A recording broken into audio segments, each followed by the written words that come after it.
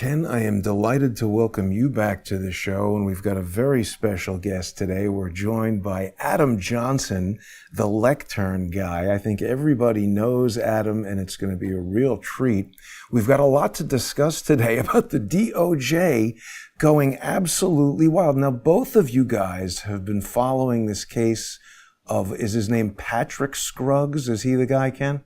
Tell us what's going on with this lunatic, please. Well, yeah, I think Adam's been following him more closely than I have because he's got kind of a personal relationship, if you want to call it that. But so the reason I got into this story recently is that the DOJ Inspector General issued this little, not really interesting report on a DOJ lawyer that recently retired amidst an investigation. He got into a bar fight and he was probably going to get fired anyways, but, you know, he retired. And that just reminded me of the Patrick Scruggs case. So I looked that up to see what's going on with Scruggs. And I found about a 2-month-old article where it reveals that his victim, the guy who he stabbed, was actually a confidential informant. So, yeah, I wrote a story on that. It kind of went semi-viral. I think Adam commented on it. And, yeah, now here we are all together to discuss. Well, what do you guys think the implications of that are? I mean, it sounds sort of crazy to the uninitiated. Adam, what do you make of that? Did you know, you've been to the hearings, to the trial, did you know there were confidential informants involved like this? The guy getting stabbed was a confidential informant? This broke about half of the case, and it's been about 1.5 years now since the incident first happened. And it turned out that he is a confidential informant. And what the defense is arguing is that he is getting special treatments. He's getting protected by the states because he is a confidential informant. And I believe the argument they're trying to make is that because he is a confidential informant, they didn't give him a drug test or a breathalyzer test when he was at the scene or in the hospital. That is the argument I believe they are leaning towards. Uh-huh. Wow. But I mean, doesn't it have broader implications? Like, first of all, let's take a step back, because I think there's some people who aren't as familiar with this story as you two guys are. This guy, Patrick Scruggs, what was he? A U.S. attorney? He was a prosecutor going after you, Adam, among other January 6th defendants. And Ken, what have you got? You've discovered you've got some legal documents or something here, depositions and stuff. What do we got here? Oh, yeah. So if you do a word search for informant, that'll just, take us to the relevant sections where he's asked about it. Yeah, I think you might be hinting at, like, did Scruggs actually know this guy? And of course, that's a total reasonable question when it's kind of these weird cases. But according to the deposition, he was an informant for the county. I think he was supervised by some state attorney, and he did testify in the deposition that he wasn't an informant at the time of the stabbing, and he's not now. So, yeah. So that's what do they say in AA? Once an alcoholic, always an alcoholic. Once an informant, always an informant. So, I wholeheartedly agree. I'm just trying to, steel man their side of the case. Wow. Sure. He's like, hey, I'm sorry, I didn't mean to stab. I won't stab again. But I mean, so not only is the guy a prosecutor, he got into a road rage incident. He goes up to this guy and just repeatedly stabs him. The guy lived, the informant guy lived, obviously. What's the status of the case, Ken? What's going to happen to this guy? They're basically letting him go, right? Small caveat, sorry. He didn't just stab him, he broke his window and then stabbed him. So that's why his hand is cut in the photos. Mm-hmm. Wow. Yeah, and I think he claims that, he was going to try to break the window and use the knife to cut the seatbelt and just get the guy out of the car so he wasn't a danger anymore. But I just watched the footage again on Adam's Twitter feed, and it shows, like, he turns to a guy who was shooting video and threatens, it looks like to me like he threatens the guy who was shooting the video. The guy kind of backs up, and then he turns back to Sharp, the informant. It's an unfortunate name for a guy who got stabbed. And he, stabs him a couple times. Yeah. Yeah, that doesn't sound like a guy. This guy looks like a killer, Ken. Look at this. I mean, he's stabbing him like he's been in prison for 15 years, right? I mean... The two people who approached Scruggs in that video were the first people who were at the scene and tried to wake this guy up. He had passed out at the wheel. He claimed he had a medical emergency. We don't know. We weren't there. Tests weren't given. So we can speculate, but we can't prove. The two individuals that walked to the car to check on Sharp, they backed off when they saw Scruggs allegedly break the window and to stab him. They came to help Sharp. Scruggs then threatened them, pulling the knife on them, pointing at them, saying, "Are you going to try to kill me too?" This is on record. This is on file. So he stabbed one person and threatened two others. Wow. And So he thought these guys were trying to kill him? Is that what he's getting at there? Yes. They're leaning in towards a self-defense strategy here, his attorneys, the defense. And I know they have a bench trial on May 2nd. I'm going to be there with Viva Fry. So we'll be covering this in person. Wow. yeah, I saw on the docket today. It's a motion hearing. He's gonna try to argue a motion to dismiss on the grounds of like the castle law. I don't have an idea how he plans to argue that when he's the guy, Well, trying to Florida break- statute articulates this very clearly. If you stand your ground, includes your domicile, right, where you live, and your vehicle, extension of your castle. Once you leave that and pursue someone, that is no longer stand your ground. It's actually very clearly written. Smash your window. You cannot enter someone else's domicile and proceed to stab them. You can't do that. And that is what he did by breaking the window. The most important charge here is the breaking and entering. That is the most important charge because that's how you prove it was not self-defense. We should just add, none of us are lawyers. This is not legal advice. These are just our observations. I do appreciate your insights, though, Adam. I mean, you've been through the ringer with the law. And that's the irony. We're laughing right now. But, I mean, this is a guy who is prosecuting you. He's supposed to be, he's an officer of the court. He's supposed to be upholding the law. I mean, this is absolutely DOJ gone friggin' wild. And so, Adam, you were getting the impression that they were maybe they're going to let him off or something. What do you think is happening now? I think the whole thing has been handled with kids' gloves. I've been at every single hearing, and I've been to several hearings of my own. And the way the defense and the prosecution typically work with the judge is if you have an issue, you bring it up in court. I have not seen a single instance where the state is bringing up a single issue at any request that the defense is bringing up in front of the judge. Not a single denial, not a single motion. They're working with all the dates, all the times. Whatever the defense is asking for, the state is just going along with. This is kids' gloves. Yeah, I mean, it's amazing. I'm beginning to wonder if there's a single district court judge anywhere in the nation who is on the level. And Ken, your observations of the case, what's going to happen to this guy? I was just going to say, it seems like he has more of an argument that he was trying to make some kind of citizen's arrest than like standing his ground. I think maybe he could argue like, oh, this guy was going to run over other people. He was drunk and I was just trying to stop him. Still, that doesn't just, you don't stab somebody when you're arresting them. But I just don't see how he's going to have a leg to stand on. But, with this justice system, I guess anything goes. Yeah, Good Samaritan defense or something like that. There's a lot of other crazy stuff going on that you guys are covering at Headline USA. This story about Jewish protesters storming Trump Tower, this was just breaking right now. What do you know about this? Yeah, this is over that guy that they're trying to deport, the Columbia.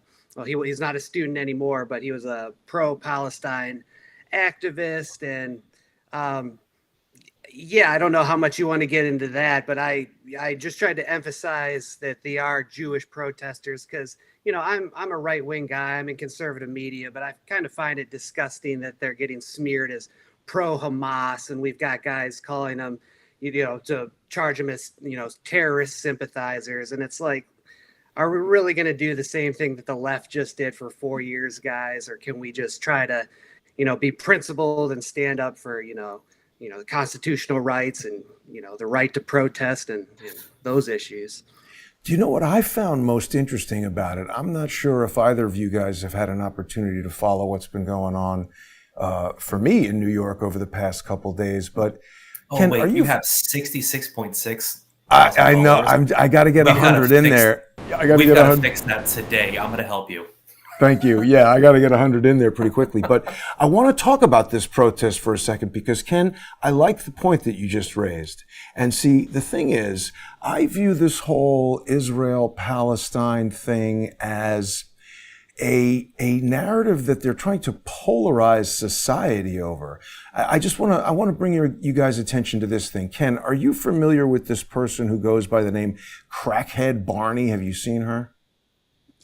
Yeah. Isn't she like a Black Lives Matter activist who kind of she was We don't know exactly what she is. okay. She's something. She gained national notoriety when she had basically assaulted Alec Baldwin inside a coffee shop. And I don't know if we want to spend so much time on her, but she was basically outside the Tesla dealership. We don't need to play the video, but the thing I'm getting at is she was outside the Tesla dealership at what was being sold to us as some sort of organic protest. And I've known this person for, she's pursued me around the city for around, 4 years. And she always seems to be in the vicinity of certain other individuals and the police. There's this interesting unit in the police called the Community Affairs Unit. This guy right here is Sergeant Matola. He's wearing the Community Affairs outfit. It's not the same as the normal uniformed NYPD outfit. It's this really almost iridescent royal blue color, whereas normal uniformed officers are wearing the standard almost black, very dark blue. And what I noticed after, this girl assaults me, she sticks things in her vagina and rubs them on my face. Truly disgusting person. And I noticed after this encounter, she's wearing the same colors in her hat and in these pants. And with true undercover, like dangerous work, infiltrating gangs and things like that, I happen to know the NYPD uses a system called the undercover color of the day, so that uniformed officers can recognize undercover NYPD officers. I think this might be some version of that. And stay with me, guys. I know this is getting long-winded, but the reason why I wanted to bring this to both of your attention in the context of what's going on at Trump Tower is that this guy, Sergeant Matola, he seems to show up everywhere. We had this protest outside City Hall 2 days ago. There he is. And this is a totally different jurisdiction where he just was over That there. was my By first question. Yeah. It's a totally different jurisdiction from the Tesla dealership and totally different jurisdiction than Trump Tower, where he is right now. I happen to spot him in this. There he is. Boom, right there. And the other thing is, how does, Ken, you and I are in the independent news business. Adam, you're more of an independent celebrity and January 6th rock star. Oh, But God. how does Olya Scootercaster get the scoop on all these staged NYPD events? I don't get it. She's very, very good. Better than me. And I want to know how they got in that building in the first place. Questions. Does the Secret Questions. Service guard Trump Tower? Normally, there is a heavy Secret Service presence. Definitely during Trump 1.0. It was relaxed when he was no longer president. But it's an excellent question. How did this many people wearing the same shirts? I mean, I guess they had jackets on. It's conceivable that they could have snuck in, but come on. This is property owned by the President of the United States. Every condominium in there is owned by a millionaire. You're telling me they don't have intelligence from the NYPD, understand who's coming in and out of this building, didn't monitor the internet? No. How did these people organize this with all these signs? This is created by the police. And here's this idiot, Matola, again. He's all over another video that Fox News had. I gotta find that. I don't think I have tweeted it yet, but it's definitely Matola. And for some reason, they will never arrest Crackhead Barney, who is Uniska Wahala Kano. They will never arrest Oren Levi, who, in an attempt to threaten me, told me he's Mossad. I don't know if that's true or not. They just don't arrest these people. They seem to be there to agitate the crowd, to polarize both sides. I'm sorry to monopolize the conversation. Adam, what do you think about what I'm saying here? Crazy or something to it? Well, I think I met a bunch of the NYPD. We actually both did in DC, correct? Right, the whole bicycle unit, right? Yes, we And did. you have you're less than indifferent with them. I I would bet to wager, but you live with them. My question is always, are these people facilitators or are they the movers, right? Are they the people who are actually allowing these things to happen, or are they just paid, hey, this thing is happening, you're on payroll? Because I don't think, do they have that much power in New York to organize at that high of a level? That is my question. I know the NYPD is a massive force, and they probably employ more officers than, God, probably anywhere else, if I had to guess, right? Yeah. Oh, yeah. Largest law enforcement agency, I believe, in the world. I think I read that at some point. So do they have the ability to facilitate that type of organization to where they are, and who's funding it, right? Can they traffic money through the NYPD, which is supposed to be open source, you can see where dollars are moving, or are they having offshoots, some C3, some C4, some NGO that's facilitating and funding that type of operation? So I have a hard time. It's everyone who's involved nefarious? Are some people willingly ignorant? Are some people going along with it? I think that there are populations in every field that get stratified. But for me to look at it and say everything's bad, everything's wrong, I can't do that, right? And that's where I have a hard time talking about these things, where it's like I met a bunch of NYPD guys that were super nice to me.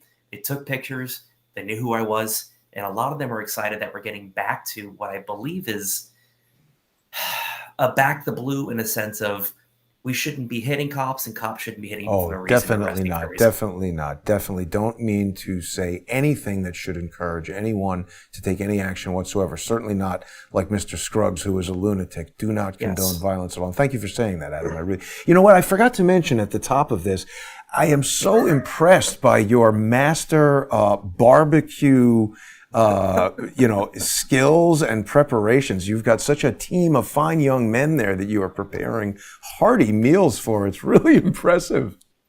Well, they cook as well. We are the mindset that there have been a couple of generations of men that have made their way into the world that don't know how to exist and survive. And it does mean, like, you should know how to do your laundry. You should know how to cook a meal. Like, all these basic principles, you should know how to start investing at a young age. So when you hit 50 years old, you don't have to work forever because you had your 401ks and your Roths, you're diversified. So we're just trying to make men. Yeah, I mean, I'm so impressed with you every time we speak, man. It's all great advice. It's all great advice. Adam should have like a father show, how to be a good dad. But anyway, back to the story. Ken, I know I tend to go more towards the conspiracy, but again, I've been looking at this for 8 years, and I see the same people down in Collect Pond Park. They're always trying to agitate me, trying to get me arrested.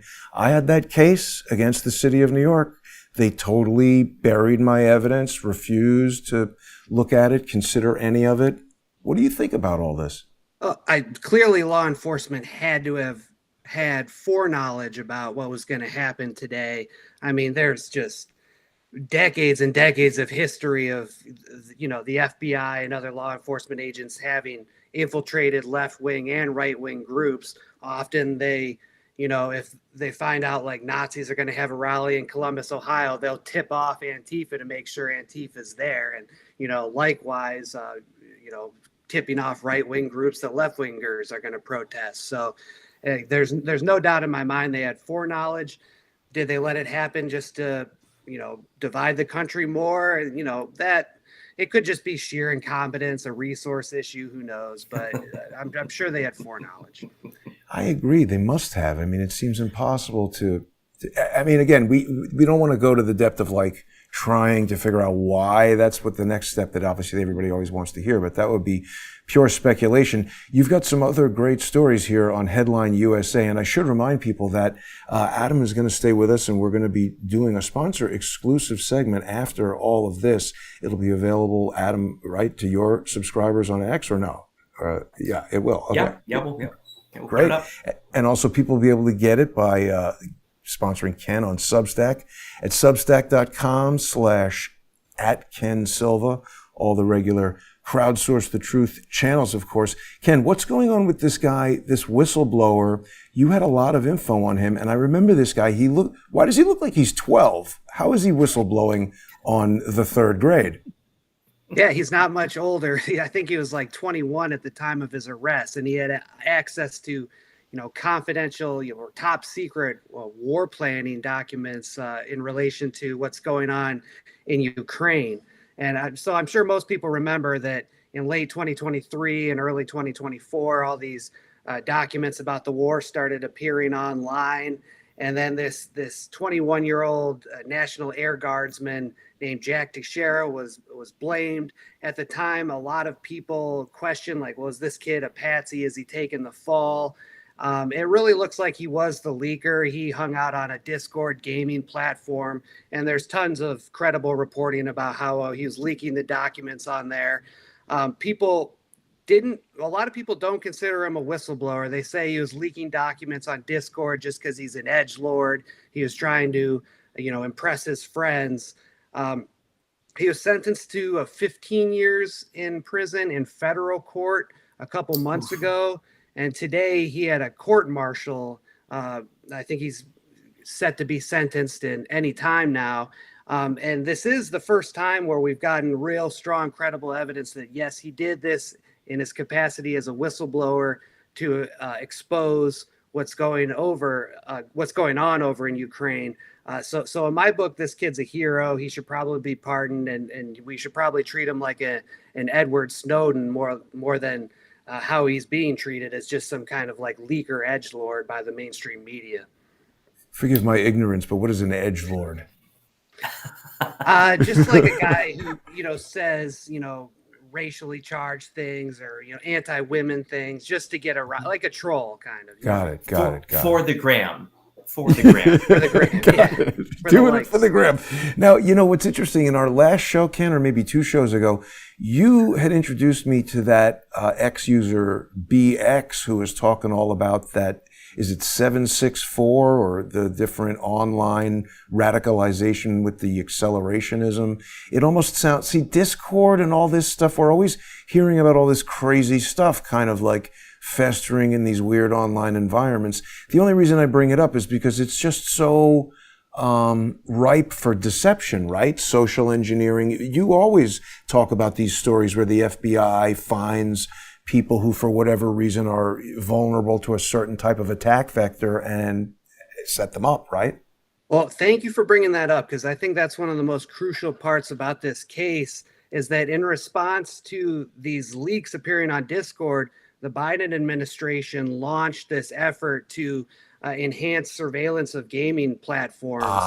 And I do have some reporting on that. There's a GAO report last year that talked about the FBI partnering with Discord and Steam and these other platforms, infiltrating. We know Thomas Crooks was on these types of platforms, a bunch of other mass shooters. That the Buffalo shooter of early 2023 was talking to a, quote, retired federal agent on Discord like 20 minutes before he shot up the top supermarket. So, yeah, these are cesspools of extremism. And, yeah, that's my article right there about how, the FBI worked to increase engagement with gaming and gaming adjacent companies. That was the rub, the upshot of this Discord Jack Teixeira leaks case. Wow. We talk a lot about how the internet's a great thing. We open up conversation. I can reach you wherever you are, and we can share media news. We're very connected. Things can be learned in real time, but we never consider the opposite side of the coin. We basically opened up MK Ultra on a very, very quick basis through Discord, through servers, through chat rooms, through local communities. If we think it's just a positive thing, understand the enemy, probably, I say the enemy, there are those that mean to destroy us, right? Through any means necessary. And all these things that are great, all of these things that we get to share and to talk, they're also being used against us. So be careful what you say, because the internet is forever. Absolutely correct. And that's good advice from a dad. It's got to be quite, harrowing to have all these young men that you're trying to raise in this world where I don't know how you even deal with it. But we're about to head on over to our sponsor exclusive segment. Before we do that, Adam, your charity, that it's such a noble cause where you're raising money for people who've been wrongly imprisoned. And forgive me, I've forgotten the URL. I know you're doing all the things to get the legal ducks in a row. I'm not sure if you're ready yet. What can you tell us about it? The website goes up next week. And so caveat here, part of my pardon was allowed me to actually raise finances for myself. My plea deal prohibited me from raising any type of money for my attorney fees. There was $100,000. I've put out another $150,000 my own money traveling and talking about January 6th. So I have an LLC now. We are donating 51% of every dollar that comes in, a profit, to my charity, Help Take a Stand. And 100% of that charity will go to kids who have parents who are in prison, because you should care about them. You should be indifferent because they did nothing wrong. And the state's barely taking care of it. The community should. So that's what we're doing.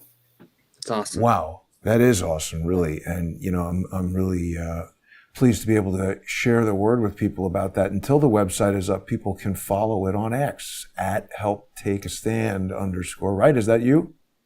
That is me. There we go. And it's just been started.